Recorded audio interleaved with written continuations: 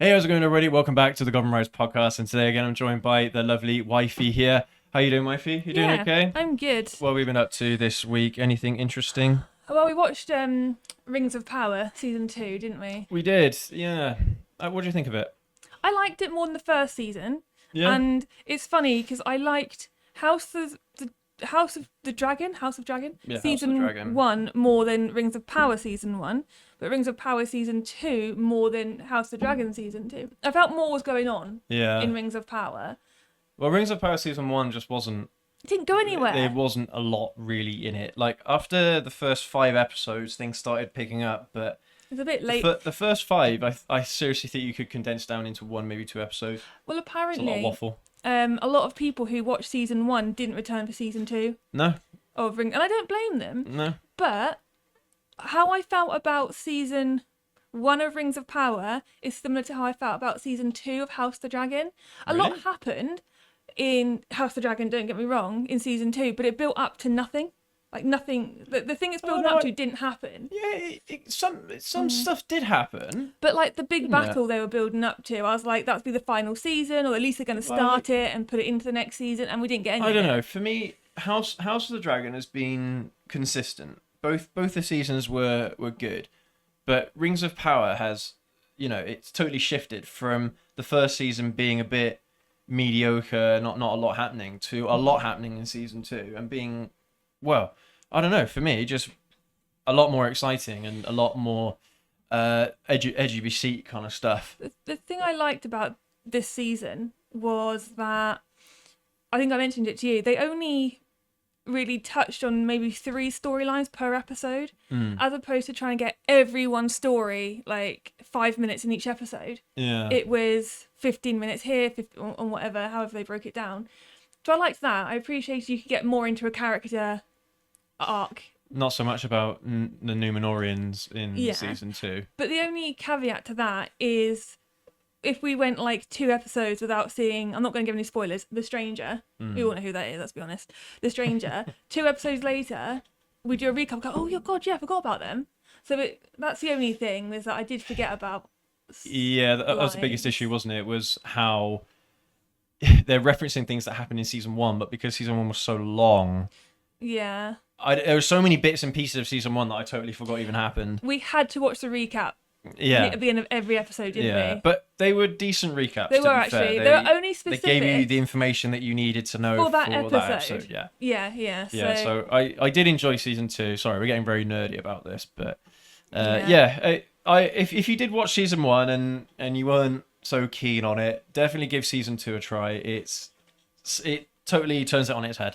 Yeah. So yeah, it's a much better season. I mean, remember, it came out when? What, August last year? September last year, and we've only just got around to watching it. Yeah, but that's a couple of reasons for that. One, because we like waiting for it all to come out, so we're not having to wait. True. And 2, yeah. we were a bit skeptical about getting into it, weren't we? That's what. Yeah. And we literally exhausted everything else we wanted to watch, and we're like, oh, we better watch it then. That's what I was getting to. But to be fair, once we did start watching it, Oh, you enjoyed we it. were kind of hooked. Well, Yeah. you weren't. It took a little bit It longer took- for took you a bit longer for me. to get into the Spirit of it. season than Yeah. me. But I mean, the thing is, it's got to the point. So we finished watching the series, and now we're on to Lord of the Rings again. It's made us want to watch Lord of the Rings. But the extended But versions, the because they're extended editions, superior. yeah, they are better. If you're gonna watch Lord of the Rings, the only way to watch it is with the extended editions. Trust me. As 'Cause someone who's watched both. I'm one of those people who watched the theatrical releases and had them on DVD, and I really enjoyed those. But wifey here, she has or had the extended editions, and when she introduced me to them, I was hooked. The only reason that I kind of it's mad because I've never seen the theatrical version, and I promise we'll stop going on a tangent now. But we were having this conversation about Saruman, weren't we? Yes. And you yeah. were like, "Oh no, nothing happens." Like, no, he dies, and you're like, "No, he doesn't." I'm Yeah, like, no, yes, he he does. So I pulled the clip up on YouTube, and you're like, "What? The actual?" Yeah, where'd this And- come from? Yeah. And then I was like, "Right, okay, we need to watch these then." Yeah. And you said it answered a lot of questions, and It definitely fills in a lot of gaps, which the viewer has to just assume. Have you seen Philip? Yeah. But the thing is, I said to you yesterday or the day before, I don't know how you watched the theatrical version and things made sense to you. They just did. But the thing is, I'm like, for viewers who haven't read the books like me, I didn't really need any of the gaps being filled. Like, you were able to just assume Something. certain things. But even people who did read the books, they were able to tie those loose ends together on their own anyway. But you. So it wasn't really. I don't think it was. I But like the theatrical versions, but Yeah. I wouldn't watch them anymore. No, you've seen the light. Yeah. But also, you didn't know how old Aragon was, did you, until you'd watched the extended? So it's just little things like that. Yeah. Well, no, I knew how old Aragorn was because of Top Trumps. Yeah, but I if had you the Top hadn't, Trumps if you games, but- hadn't had, if Yeah. you hadn't Yeah. of had Top Trumps, then Yeah, you I wouldn't have known. I wouldn't have known. It's only details like that you find out in the extended edition of the movies. They are long, but They're worth it. they're not. It doesn't feel like it adds any more like filler. There's always a reason for something. There's always things going on, even in the extended edition. So yeah, heavily recommend it. Yeah. But anyway, so yeah, let's crack on with. Sorry about that, you guys. With the main topic of today's show. So supposedly, our Labour government, who have been around for 6 months now or so, Really? they are, well, apparently, according to the Department of Transport, they are considering reforms to the UK motorcycle license structure. This is an article that came out a few days ago. This is on MCN. And, well, I mean, to be honest with you, today we're gonna discuss how our initial reactions to this, but also how this might not necessarily be a good thing. I'm sorry, that advert on the side is really distracting. Oh, the donut one. Donut. Make me want donuts. Sorry, I'll see if I can change that if I can. Oh, but- no, don't. It's just. Oh, I see what you mean. Donuts. Craving, yeah. Yeah.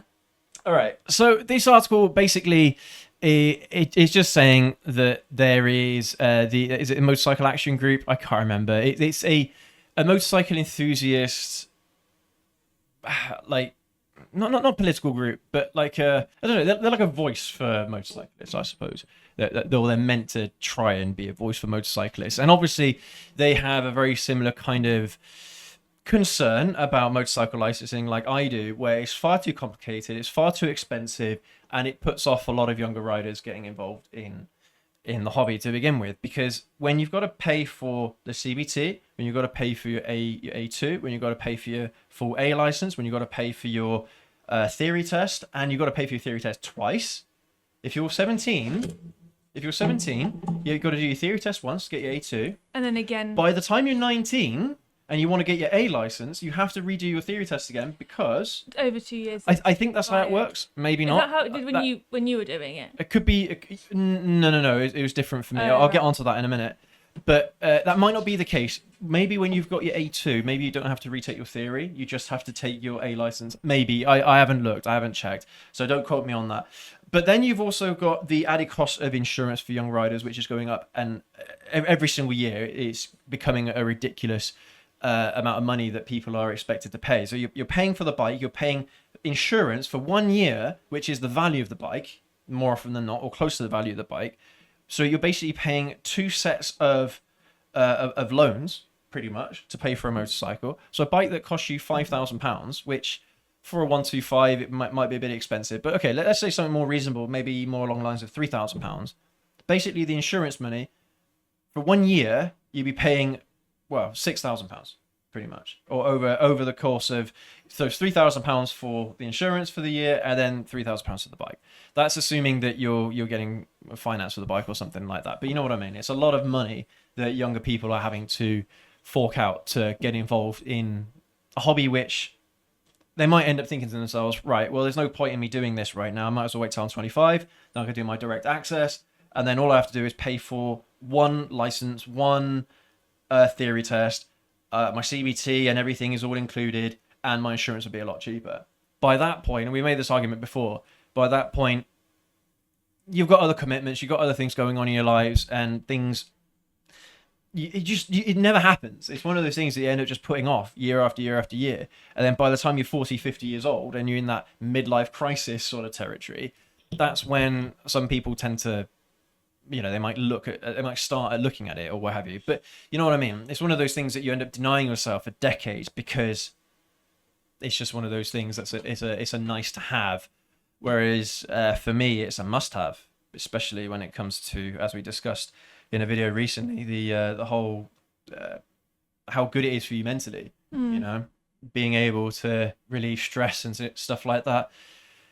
It's quite a unique way that it's quite a unique way to relieve stress on a bike because it just always works. But yeah. So anyway, so this who was it? It was hang on, if I show you guys what I'm looking at here. The Motorcycle Industry Association. Sorry, not the Motorcycle Action Group. But I have no doubt that they're involved in this organization as well. But these are the people who are talking to the Department of Transport and asking for some kind of change to the motorcycle licensing structure. Now, we'll link this down in the comment section below so you guys have an opportunity to read through this article if you want to. It's not very big. There's a lot of pictures in it, so it makes the article look a lot bigger than it actually is. But really, the crux of it is that the Secretary for Transport, or whatever they're called, they have said that they are going to consider looking into it. All right, which might seem like big news to some of us because it's like, well, this is what we've been wanting for years, for decades even. Well, I'll say decades, maybe a decade. But for me, when I was doing it in the mid to late 2000s, it was complicated even back then, but it was easier to understand than it is now. Yeah. So you've got... So how I did it, so I had my CBT when I was 16. I did my A2 license. In fact, actually, yeah, it was my A2 license, but it was your full license, pretty much, when you were 17. And then pretty much after that, you're on A2 for 2 years and you automatically qualify for an A license. You don't need to do anything else. You get a new driving license through the door, basically saying you are on an A license now. And then by the time I was... I think 19, I think it was, I was riding big bikes. Whereas, I mean, nowadays that is still the case, I think, but you've got to do a test again. So you've got to do your A2 and then you've got to do another test for your full A license. It's a lot of money. Yeah, it's a lot of money. But, I mean, in a lot of ways, it is still a very similar structure, apart from the fact that you have to do it in quick succession. Otherwise... You won't be allowed to ride big bikes until I think you were 21 years old or something like that. That's what I mean. It gets way too complicated and way too convoluted for most people to understand. But pretty much, I mean, at this rate, you either learn how to ride and get your full license as quickly as you can by the time you're 19. So you have your full license, I think, between 19 and 21, maybe. Or maybe it's 19 that you can do A2. I can't remember. It gets so confusing. But pretty much, it's gatekeeping. So you have to be a certain age before you can move on to bigger and better things. Yeah. This article doesn't specify anything whatsoever about what the minister has said regarding any changes that could happen. They haven't said anything like that. It's all speculation. The only thing that they say here. So it says here, the government is considering plans to review existing requirements for motorcycle training, testing, and licensing. A spokesperson for the Department of Transport confirmed. And they say, we want to take into account the long-standing plans, the DFT and the DVSA, and recent information proposals that we've had from the sector. And then a little bit later on, they say this has got to fit for net zero targets as well. So there's different motivation there. The motivation is actually for net zero first, before it is actually for reforming motorcycle licensing. Another concerning thing that they've put down here as well is that motorcycle deaths apparently are too high still. Which means that if anything's going to change, it's actually going to be worse. That's what that tells me. That's what that gives off to me. Yeah. I don't know about you. But that's pretty much all that they say. That's it. So even though we want an easier license structure, ideally one that's similar to driving a car, because all you got to do is a theory test and your full license, and that's it. You can drive any car you like. Ideally, we can do something like that. Or if they have to do an A2 kind of structure, they put it back to the way it was, so you don't have to do an extra test afterwards. They literally say that down here. So if I bring you guys over. So it says here, the current license structure sees rider takes part in up to 3 two-part tests in order to achieve a full unrestricted license. These are A1, A2, and full A entitlements, plus the associated CBT and theory test costs. Now, to be fair, A1, that's part of CBT. So if you're 16, 17, you do your CBT, you're automatically on A1. But still, so you've got to do A2 and A plus theory tests. That is a ridiculous amount of hoops that they expect people to jump through. And if this is still causing problems, then clearly it's not working anyway. Yeah. What these ministers need to understand is that deaths on bikes are going to happen regardless of what you do. Simple as that. There's no way of getting around it. Why are we beating around the bush? Why are we trying to make a hobby that is inherently less, not as safe as people want it to be, and try and make it safer? There's just no point.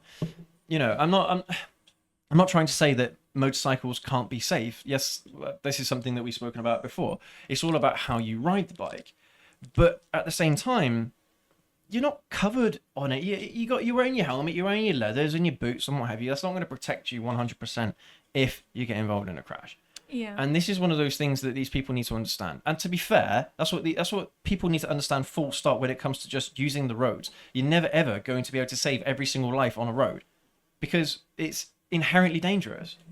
If someone makes a mistake, deaths are going to happen. Yeah. There's not really a lot you can do about that apart from increasing the safety standards of cars and things like that. That's been one of the things that has been instrumental recently in saving people's lives. But you can't do the same thing for bikes unless they make, I'd hate it if they do this, but if they make airbag jackets mandatory, but even then, what are they going to do realistically? There's not really a lot in there that they're going to be able to help. The thing with the airbag jackets is you've got to be coming off at a certain speed and at a certain angle for them to inflate. They're not foolproof. So, yeah. And this is the issue. They're trying to make something that is inherently unsafe. They're trying to make it safer, and it just will not work. The only way they're going to be able to do this, and I hate to say it, is by restricting motorcycles full stop. So by saying, right, you can only ride up to 125cc, and that's it. Which is absolutely ridiculous because people who ride 125s are the riders who are most at risk because they have the least amount of experience. Which makes even worse what you said earlier about all the costs that these people have to go through in their first year. Yeah. Because if you think what you said a couple episodes ago about you're more likely to have an accident in your first year of riding than you are as a more experienced rider. All those young people have spent all that money then to just have an accident it's not great. But this is going to involve trikes and quadricycles if they make the changes as well, which I thought was quite interesting. Yeah. And sidecars. And electric four-wheelers, which is interesting as well. I don't like it when governments get involved in things because when they do, they make things worse. Yeah. They always do. They always make things worse. And I know that they're trying to do things to try and make things better, but all they're doing is killing the hobby. Yeah. And as far as I'm concerned, if someone wants to get involved in riding motorcycles, they have to accept the risk. Simple as that. Yeah. I'm not saying that the risk is any higher or any less than any other road user. All that I'm saying is that any road user, for that matter, whether you're driving a car, whether you're a pedestrian, if you're going to use those facilities, you have to accept the risk that something could happen. And that's what these people need to do. It's not you cannot make motorcycles. You can't. How can I describe this? The amount of motorcycle crashes. That's the only metric really that you can try and change. But through training and what have you, things like that, experience, that's the only real metric you can change. Which is why it. But the thing is, experience counts for an awful lot. Right, that's what I'm trying to say. The more hours you have in the saddle, the better you're going to be, the more safer you're going to be. But just to put a caveat on this whole motorcycle accident thing, it's not just motorcyclists that cause the accidents to other motorcyclists. It's it's road users in general. Well, yeah. So maybe yeah. there's just to go on this whole issue with crashes. Maybe there should be more involved in car theory tests around motorcycles, just to help, make people aware of what they're looking for. I don't Put think them in the hazard perception test, for God's I sake. don't think that helps. Yeah, okay, hazard perception, that's one thing. But putting in theory tests doesn't help. No, but the hazard perception thing would be good. And, But again, hazard perception is one of those things that you learn as you... But if it's in the theory test, because you have the hazard perception, don't you? Yeah. If they've got it in there, then it might make a difference. You don't know. The thing that worries me about that is that, again, it's adding more bureaucracy into something that doesn't need it. Once people start accepting the fact that this happens, motorcycle deaths happen, then maybe they won't start trying to fiddle with it so much. You know what I mean? It's a double-edged sword, because on the one side you want to have more motorcyclists on the road. You want to make sure they're safe. You want to make sure that there's no deaths or what have you. That's an unrealistic target. But then on the other side of things, you don't want them to change anything, because then it kills the hobby. It makes people just like, well, what's the point? What's the point of me even doing this if I've got to get through all of these hoops? And even when I was 17, 18, I thought this was a lot of hoops to get through back then. Now it's just even worse. Yeah. You see what I mean? It's like, so yes, we do want motorcyclists to be safe, but or safer, but at the same time, we don't want this kind of stuff to mess around with the enthusiasm of it. Whereas you go to the United States, you don't even have to take any kind of licensing course or anything like that. I think as long as you have a driving license, or driver's license as they call it over there, I think you can just ride a motorcycle. I don't even think you have to take an MSF course. I think that's optional. MSF is it's like a motorcycle safety course. It's right. It's pretty much like a CBT. So what we would call a CBT, but instead of doing it on scooters and 125s, you do it on any bike. Oh right, much. okay. Yeah. And it's not an issue for them. No. That's the problem. It's bureaucracy for the sake of bureaucracy. I'd be really interested, maybe we can do this in a different video, looking at motorcycle stats in different countries where the licensings are different. It will be too different. That's the thing. Honestly, I really don't think it will make a difference whatsoever. The more training you have, or the more training, right? The more licensing you have. Training's one thing. The more licensing and the more bureaucratic stuff that you have, I don't think it's going to make a difference. More training might. But again, it all comes down to experience. Unless you can actually... I don't know, man. Unless you can, like... Because how are you supposed to apply training when you don't really know what it's meant for? You know what I mean? That's what you need experience for. I don't know, man. It is an impossible thing, but at the same time, I think we're making it a bigger deal than it really needs to be. You know? For me, less restrictions, less bureaucratic nonsense, and encourage riders to do more training. That's probably the best thing to do. I mean, to be honest with you, I mean, if they really want to save motorcyclists' lives, then they would sponsor advanced training courses for people if they wanted to do them. Do subsidiaries and things for to encourage riders to do the advanced training stuff. It's a bit like, do you remember back in the day, and I don't know if this was ever true, but that rumour, if you do your Pass Plus and your insurance goes down? It doesn't. No, I know, but hear me out. Yeah, go on. If they said, right, within the first year of you taking your whatever part of the test, you have to come and do a advanced riding, we'll therefore subsidise 50% for you, so you only have to pay half. Or 25% or whatever. And the longer you leave it, the more expensive it becomes. So you're encouraged at that point to do your test within the first year, go and do some more riding. And the government support it. But that is still adding cost to people, because people are going to want to do it, but they're still adding cost. No, I know, but that's what I'm saying. Or maybe they can sponsor it for free to anyone who is, within that 1 year of getting their license, and then charge them every year, maybe. And then if it's 2 years, then after, and they have to pay... We will sponsor you for this much. Then do it that way. Because then at least they're going to be trying to encourage safe riders. The problem is, so when it comes to so-called advanced rider stuff, it only really helps people who are less experienced. When it gets to a certain point where there's not really a lot that you're going to learn because you've been there and done it. A lot of it that you've learned from experiences from trial and error, whereas with these people who haven't got that experience yet, that's who it's going to benefit the most. But that's why they need to give them some sort of some that's why incentivizing them yeah. is a good idea. Make it appealing. But I honestly, I don't think someone who's been riding, say, for 5 years or so probably isn't going to really benefit from an advanced riding course, at least nowhere near as much as someone who has got less than a year's experience.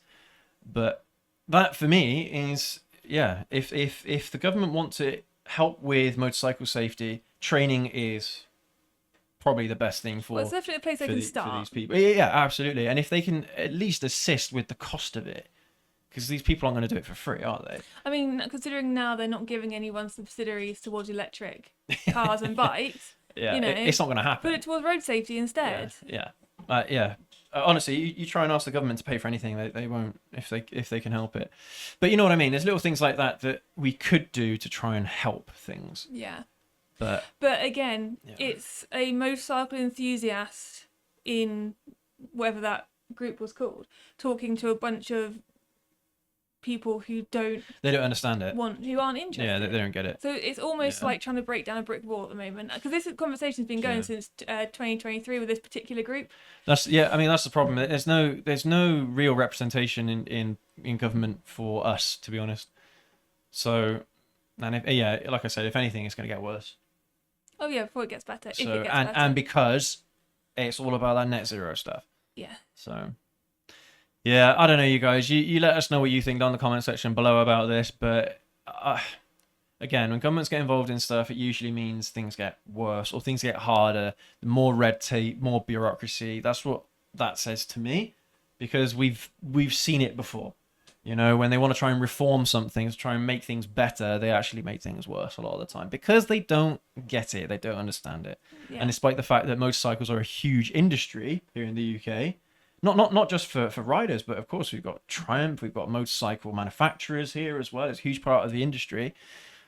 It's not good for the industry, this kind of stuff, because like we keep on saying, it's just putting people off. Yeah. But yeah, there you have it, everybody. I mean, like I say, you let us know what you think down in the comment section below about this. If this is kind of stuff that you welcome, let me know. If you're on a similar kind of wavelength to me, that it's just going to make things worse, let me know as well. But yeah, let us know your thoughts about this down in the comment section below, as always. And if you've enjoyed this one, sorry. I was going to say, but also, what changes would you put forward? I'm curious. Yeah. If you realistically had the power to make changes, what would you change? What would you introduce? Because that's what I'm curious, what people would try and bring. And maybe we'll do a podcast around what your ideas are. For me, less bureaucracy. Simple as that for me. Less government involvement, the better, is what I would put forward. But yeah, let us know what you think down in the comment section below. As always, please go ahead, leave that like, hit that subscribe button and that notification bell. We'll catch you all in the next video. Everyone take care. Ride safe. Have a good one.